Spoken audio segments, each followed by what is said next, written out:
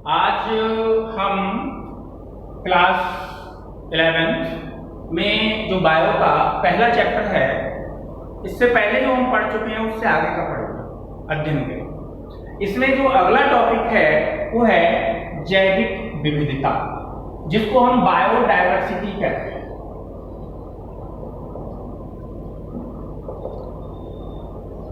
Biodiversity का मतलब क्या होता है? जैसे हम अपने चारों ओर जितने जीवों को देखते हैं, अपने चारों ओर जितने जीवों के प्रकारों को देखते हैं, जिनकी जितनी संख्या को देखते हैं, ये सभी संख्या और जो उनके प्रकार हैं, इसको हम यहाँ जैव विविधता कहते हैं। जैसे जैसे हम क्षेत्र को बढ़ाते जाते हैं, जैव विविधता बढ़ती चली जाती है। जैसे हम आंखों से देखेंगे तो हमें कुछ जीवों के प्रकार दिखते हैं, माइक्रोस्कोप का यूज करेंगे तो हमें जीवों के और ज्यादा प्रकार दिखेंगे। जैसे जैसे हम क्षेत्र बढ़ाते चले जाएंगे, यानी कि एक छोटे से क्षेत्र में देखेंगे तो जैव विविधता कम होगी, बड़े क्षेत्र में जब हम देखते हैं तो जैव विविधता अधिक होती है। यहाँ पर जैव विविधता बायोडायवर्सिटी अनुमान ऐसा लगाया जाता है कि 1.7 मिलियन से 1.8 मिलियन के बीच बायोडायवर्सिटी हमारी पृथ्वी पर मौजूद है। और अगर हम देखें यहाँ पर वैज्ञानिकों के अनुसार, अगर हम यहाँ देखें तो प्रतिवर्ष लगभग 10,000 के आसपास नए जीवों की खोज की जाती है। तो जैव विविधता बायोडायवर्सिटी का मतलब है कि पृथ्वी पर जीवों की संख्या और उनके जो प्रकार पाए जाते हैं उसको हम जैव विविधता कहते हैं। यहाँ पर अब हम यहाँ दूसरा टॉपिक पढ़ेंगे जिसको हम कहते हैं नाम पद्धति, नोमेनक्लेचर कहते हैं। नाम पद्धति का अब भाई पृथ्वी पर जैव विविधता पाई जाती है, तो वैज्ञानिकों ने क्या किया है, इनके अध्ययन को सुगम बनाने के लिए इनको नाम दिए गए। क्योंकि अगर एक समान नाम ना दिया जाए, वैज्ञानिक नाम ना दिया जाए, तो प्रत्येक देश में उनके साधारण नाम होते हैं, उनके आधार पर उनको पहचानना बहुत कठिन होता है। जैसे गौरैया की बात करें तो हम अपने यहाँ उसको गौरैया कहते हैं। अब इंग्लैंड में उसे हाउस स्पैरो कहते हैं, जापान में सुजुन दूसरे नाम से जानते हैं। तो इसलिए वैज्ञानिकों ने क्या किया है, नोमेनक्लेचर नाम पद्धति को दिया। नाम पद्धति में क्या है, वैज्ञानिकों द्वारा जीवों को नाम प्रदान किया जाता है, एक वैज्ञानिक नाम प्रदान किया जाता है। अब नाम पद्धति में यहाँ पर दो प्रकार की पद्धति हैं, एक जंतुओं के लिए है और एक वनस्पति के लिए। ये पहली जो पद्धति है उसको कहते हैं ICVN, दूसरी है ICZN। पहली जो पद्धति है इसको हम कहते हैं international code of botanical nomenclature कहते हैं। तो इसमें क्या किया जाता है, जंतुओं को वनस्पतियों को नाम दिए जाते हैं, वनस्पतियों को वैज्ञानिक नाम यहाँ पर दिए जाते हैं अध्ययन की सुविधा के लिए। दूसरा है ICZN है, जिसको हम कहते हैं international code of zoological nomenclature. यहाँ पर क्या किया जाता है, वैज्ञानिकों के द्वारा जो जंतु हैं उनको नाम दिए जाते हैं यहाँ पर। इसके बाद जो अगला टॉपिक है आपका वो है यहाँ पर द्विनाम पद्धति, बाइनोमेनक्लेचर कहते हैं इसे। भाई द्विनाम पद्धति में क्या है, द्विनाम पद्धति का अर्थ है कि यहाँ पर जो जीव है उसके दो नाम होते हैं। जो नाम है यहाँ पर दो भागों में लिखा हुआ होता है द्विनाम पद्धति, जिसमें पहला जो शब्द है वो होता है वंश के लिए और दूसरा जो शब्द होता है वो होता है यहाँ पर जाति के लिए। जैसे हम अगर आम का बॉटेनिकल नाम देखें तो हम इसको कहेंगे मैंजीफेरा इंडिका कहते हैं।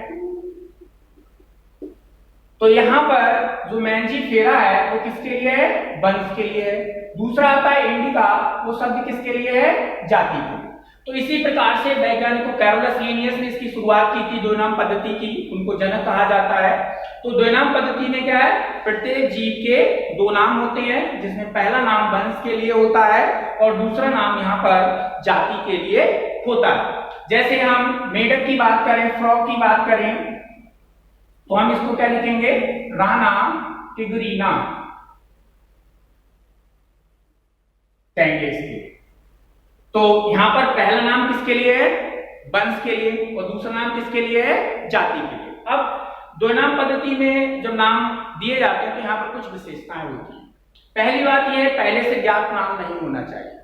जीवों के जो नाम है वो लैटिन भाषा में होने चाहिए, थोड़े से तिरछे लिखे हुए होने चाहिए। यहाँ पर लिखने का तरीका, जैसे दो नाम है तो यहाँ पर जो पहला वाला वर्ड है वो कैपिटल होता है, बाकी जो है सभी छोटे में लिखे जाते हैं। अब यहाँ पर कभी कभी क्या होता है, जैसे आपका पहला नाम मैंजीफेरा, इंडिका, और यहाँ पर लिखा होता है लिन। इसका अर्थ ये है, किसी किसी में लिखा हुआ होता है वर्गीकरण के साथ में होता है, तो उसका अर्थ ये है कि ये जो मैंजीफेरा इंडिका है इसका जो वर्गीकरण है वो लिनियस ने सबसे पहले किया था। यहाँ पर वर्गीकरण, क्लासिफिकेशन।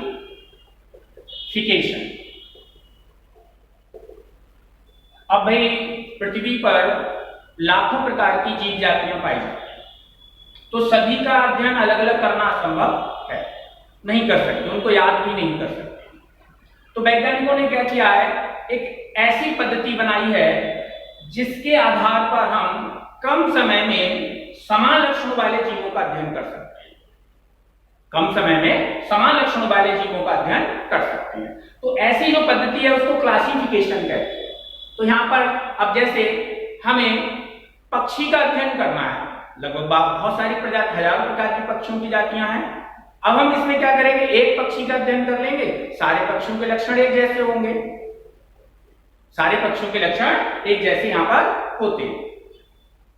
तो वर्गीकरण क्या है, अध्ययन को सुगम बनाता है, यानी कम समय में हम अधिक जीवों का अध्ययन कर सकते हैं, या एक जीव का अध्ययन कर लें उसी के जैसे सभी जीवों का अध्ययन हम यहाँ पर कर सकते हैं। यहाँ पर तो ये यहाँ पर कहलाता है वर्गीकरण कहलाता है।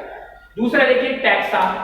अब वर्गीकरण में जो पद यूज होते हैं, वर्गीकरण में जो शब्द यूज होते हैं उनको हम टैक्सा कहते हैं। जैसे अभी हम आपसे कहें डॉग, तो आपके मस्तिष्क में क्या होगा, जो कुत्ता है उसका प्रतिबिंब आना शुरू हो जाएगा, इस तरीके का होता है। हम कहें आम, तो आपको आम के वृक्ष का प्रतिबिंब आना शुरू हो जाएगा।